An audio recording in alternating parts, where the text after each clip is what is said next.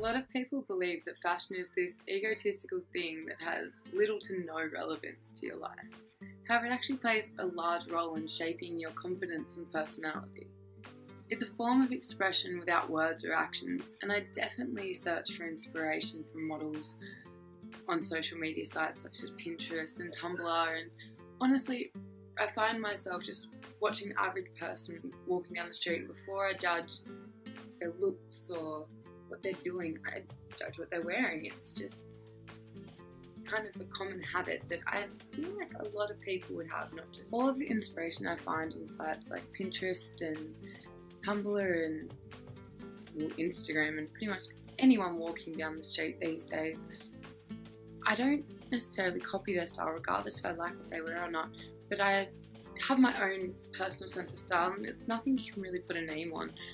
It's more you adapt things into your style rather than take things out of other people's, if that makes any sense. I know this because when I try to change my own style, regardless of how it looks from another's perspective, I notice my confidence goes down and I'm constantly uncomfortable and fidgeting, and I just get paranoid that other people are looking at me.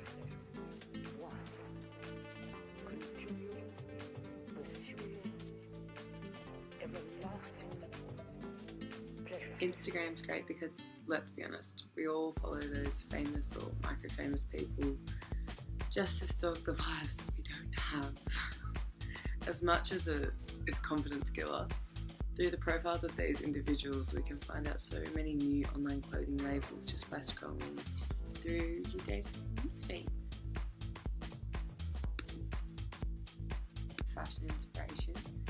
It's practically just a place where fashion bloggers can go to share clothing labels and designs that they love and pretty much anything they love all onto individual boards that they create, and people with the same tastes, interests and ideas can find these boards and follow them and share their own photos, I guess. Shockingly, a big one these days is even Snapchat's actually become one of the biggest promoters for fashion. For instance, Kylie Jenner has promoted her new lip gloss line through Snapchat, and Snapchat actually pays these celebrities to make these snaps public and pretty much advertise their lives, or just to rub it in. I don't know, you choose. Okay, so by far my favourite place offline to search for fashion inspiration is the Op Shop. The reason that I love the Op Shop so much, and not a lot of people understand this, is due to the cycle of fashion. Fashion actually reflects on society and the influences of wars, conquests, laws, religion and arts. There are actually 5 stages of fashion. Introduction, its rise in popularity, and its decline in popularity, and its rejection. But however, over the past couple of years, we've actually seen a start in, I guess, reversing in popularity as well. For instance, fashion trends for women of Generation Y and X have actually originated from the 80s and 90s and even the vintage look of the 1940s. This is why I love op shopping so much, because think, where do all these clothes from these great decades get recycled to? You get quality vintage garments for not even a quarter of what it's worth, or you can go buy new modernised rip-offs that are 10 times the price and probably made in a sweatshop. Literally, fashion is everywhere. Yes, we even look for it at places like the Grand or uni, or walking to the shops or just going out for a chilled beer. We're constantly observing different trends as they walk by, and it's what they say. What do they say?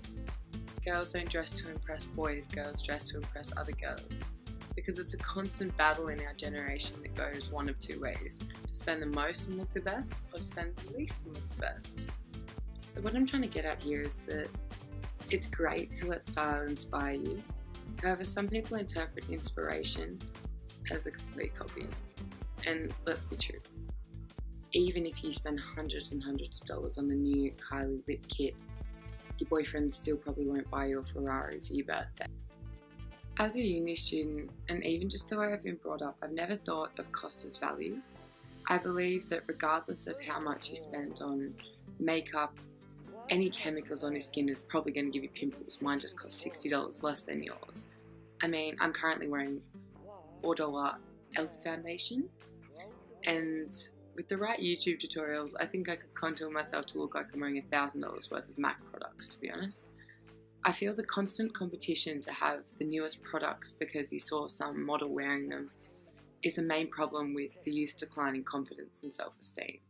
I feel once we truly understand the definition of inspiration, we'll stop being so reliant on these products and we'll start enjoying more real life experiences rather than being so focused on why you don't look like Miranda Kerr just because you bought the same lingerie she advertised in a magazine once.